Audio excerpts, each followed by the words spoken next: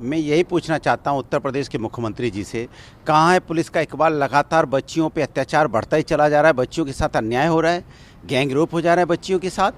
ये कोई पहली घटना, लगातार घटनाएं चली जा रही है। अभी एक पति के सामने पत्नी के साथ अन्याय हुआ, इसके पहले हापुड़ में एक बच्ची के साथ अन्याय हुआ था। लगातार बच्चियों के साथ अत्याचार बढ़ता चला जा रहा है, रुकने का नाम ही नहीं ले रहा है घटनाएं। आखिर कहाँ है आपका रोमियो स्कर्ट, कहाँ है आपका शक्ति मिशन, किधर चला गया? सिर्फ जाति धर्म की राजनीति करेंगे कि उत्तर प्रदेश में महिलाओं का सम्मान भी रोक पाएंगे? मुझे लगता है जिस प्रदेश के अंदर में इस तरह की घटनाएं हो रही हों और महिलाओं के अत्याचार में प्रदेश नंबर 1 की तरफ अग्रसित हो, इससे ज़्यादा शर्म की बात किसी भी प्रदेश के लिए हो ही नहीं सकती। में जो ईवीएम का मामला आया था, अब उसमें जिनकी गाड़ी बीजेपी के जो कैंडिडेट हैं कृष्णेंदु पॉल, जिनकी गाड़ी में से ईवीएम मिली थी, उनका कहना यह है कि वो पोलिंग ऑफिसर्स की गाड़ी खराब हो गई थी, इसलिए उनके ड्राइवर ने उनको लिफ्ट दी थी। सोचिए आप, ये हालत भारतीय जनता पार्टी की हो गई है कि जो उम्मीदवार है उसकी गाड़ी में ईवीएम मिलता है, सोचिए आप, और ईवीएम का भी लिफ्ट सिर्फ बीजेपी से ही ली जाएगी, बीजेपी के उम्मीदवार से ही ली जाएगी। इसके मतलब खेला हो रहा है, इसको ईवीएम का खेला बोलते हैं। भारतीय जनता पार्टी ईवीएम का खेला कर रहे हो। असम में भी यही करोगे? तो आने वाले चुनाव में आप ईवीएम का खेला करोगे? वेस्ट बंगाल में तो यही नहीं हो रहा है। पता लगाइए, चुनाव आयोग से मैं आग्रह करूंगा, पता लगाइए कि वेस्ट बंगाल में तो ईवीएम नहीं बीजेपी के गाड़ी में पाई जा रही है, बीजेपी के नेताओं में पाई जा रही है। कमाल है भाई, ईवीएम का खेला चल रहा है। ईवीएम मुड़ के पहुँच जाती है भारतीय जनता पार्टी के उम्मीदवार की गाड़ी में। तो क्या आने वाले चुनाव में उत्तर प्रदेश में या दूसरे चुनाव में ईवीएम भारतीय जनता पार्टी के नेताओं की गाड़ी में पाई जाएगी? मुझे लगता है ये लोकतंत्र का सबसे बड़ा खतरे का दोबारा सर, असम में जो बीजेपी के कैंडिडेट हैं कृष्णेंदु पॉल, जिनकी गाड़ी में से ईवीएम मिली थी, अब उनका कहना यह है कि पोलिंग ऑफिसर्स की गाड़ी खराब हो गई, इसलिए उनके ड्राइवर ने लिफ्ट दी थी। ये ईवीएम का खेला है। भारतीय जनता पार्टी ईवीएम का खेला कर रही है। लगातार देश में आवाज़ उठ रही थी कि ईवीएम में गड़बड़ी है, ईवीएम में कहीं ना कहीं दिक्कत है। यहाँ तो ईवीएम ही भारतीय जनता पार्टी के गाड़ी में पाई जाती है। कमाल है, ये है लोकतंत्र पे खतरा। देश को इससे बचाने की ज़रूरत है। मैं तो देश की जनता से कहूँगा कि लोकतंत्र का सबसे बड़ा खतरा है जहाँ लोकतंत्र में लोग अपने मत का प्रयोग करते हैं, वो मत, वो जिसको हम लोग ईवीएम बोलते हैं, EVM machine Bharatiya Janata party के नेताओं गाड़ी में पाई जाती है। मुझे लगता है अब इसकी पूरे चुनाव आयोग को देखना पड़ेगा कि वेस्ट बंगाल में भी तो नहीं भारतीय जनता पार्टी के नेताओं ईवीएम पाई जा रही है, या आने वाले चुनाव जिन प्रदेशों में उसमें भी चुनाव आयोग को देखना पड़ेगा कि ईवीएम कहीं भारतीय जनता पार्टी के नेताओं की गाड़ी में ना पाई जाए। इसको बोलते हैं भारतीय जनता पार्टी के ईवीएम का खेला। वाह रे भाजपा।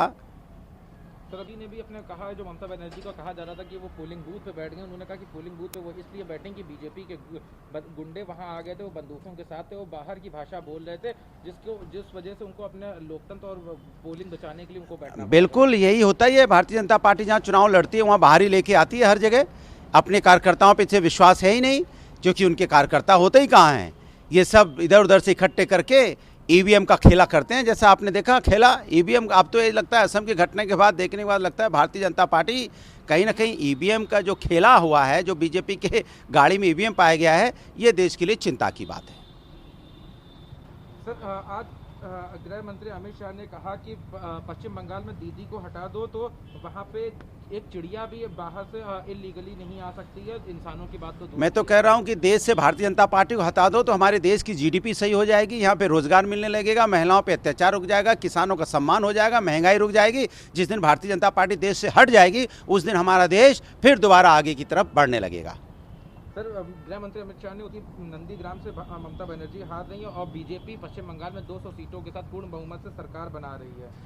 अब किस दम पे कह रहे हैं? कहीं भारतीय जनता पार्टी की जो ईवीएम का खेला पाया गया है गाड़ी में असम में, शायद वो कॉन्फिडेंस तो नहीं है कि ईवीएम बीजेपी के उम्मीदवार के गाड़ी में पाई जाती है।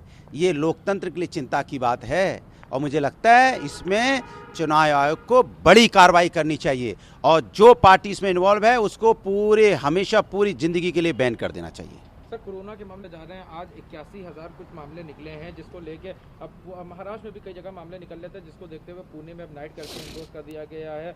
आज अरविंद केजरीवाल ने भी कहा कि उनके यहाँ भी स्थिति सही नहीं है, लेकिन अभी लॉकडाउन के स्थिति में नहीं है। तो लगातार कोविड के मामले बढ़ते रहे हैं। उत्तर प्रदेश में भी मामले काफ़ी बढ़ रहे हैं। उत्तर प्रदेश में तो सबसे ज़्यादा बढ़ रहे हैं, क्योंकि उत्तर प्रदेश में महिलाओं पे भी अत्याचार बढ़ रहा है, उत्तर प्रदेश में कोरोना के केसेस भी बढ़ रहे हैं।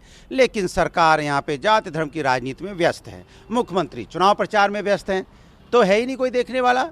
ये तो बस उत्तर प्रदेश की जो हालत है, मुझे लगता है इससे ज़्यादा बुरी हालत पूरे आज़ादी के बाद कभी देखने को उत्तर प्रदेश की जनता को मिली ही नहीं कि उत्तर प्रदेश कोरोना काल से जूझ रहा हो, महिलाओं की अपमान हो रहा हो, या चोरी डकैती हत्या लूटमार बढ़ गई हो, बेरोजगारी बढ़ गई हो, किसानों पर अत्याचार बढ़ गया हो। लेकिन उत्तर प्रदेश के मुखिया प्रचार में बिजी हैं, दूसरी प्रदेश की सरकार बनाने में बिजी हैं, उन्हें उत्तर प्रदेश की चिंता कहाँ है।